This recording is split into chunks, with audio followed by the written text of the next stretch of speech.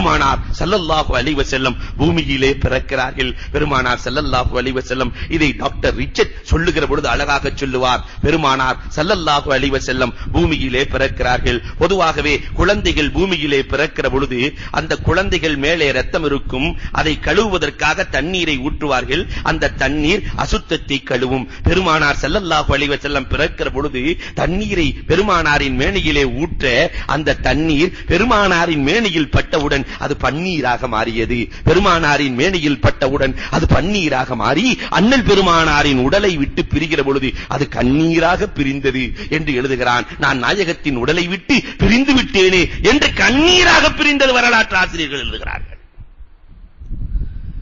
இந்த பூமான் நபிகள் கோமான் ஸல்லல்லாஹு அலைஹி வஸல்லம் அவர்கள் பூமியிலே பிறக்கிறார்கள்.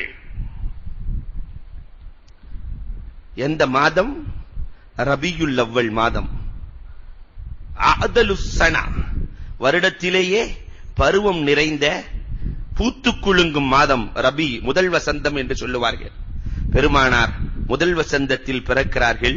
முத்தாய்ப்பாக திங்கட்கிழமையில் பெருமானார் பிறக்கிறார்கள். பிறந்ததும் திங்கட்கிழமை, இறந்ததும் திங்கட்கிழமை. பெருமானார் ஹஜ்ருல் அஸ்வதை பொறித்ததும் திங்கட்கிழமை. பெருமானார் திங்கட்கிழமை செய்த சாதனைகள் ஏராளம் உண்டு. அதனால் தான் நன்றிக்கடனாக ஒவ்வொரு திங்களும் பெருமானார் நோன்பு வைத்தார்கள். நான் பிறந்ததற்கு நன்றியாக என் இறைவனுக்கு நோன்பு வைக்கிறேன் என்று திங்கள் தோறும் பெருமானார் ஸல்லல்லாஹு அலைஹி வஸல்லம் நோன்பு வைக்கிறார்கள்.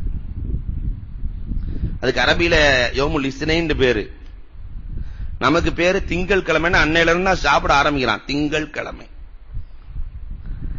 வாரத்தின் முதல் நாளே நம்மள்ட்ட திங்கள் கிழமை தான் சாப்பிடுறதுல இருந்து ஆரம்பிப்பாரு. பெருமானார் ஸல்லல்லாஹு அலைஹி வஸல்லம் அவர்கள் பிறக்கிறார்கள். பெருமானார் பிறந்தவுடன் பேசிய முதல் பேச்சு சிறு குழந்தையாக இருக்கிற பொழுதே பூமான் நபிகள் கோமான் ஸல்லல்லாஹு அலைஹி வஸல்லம் பூமிக்கு வருகிற பொழுது அவர்கள் சொன்ன வார்த்தை என்ன தெரியுமா?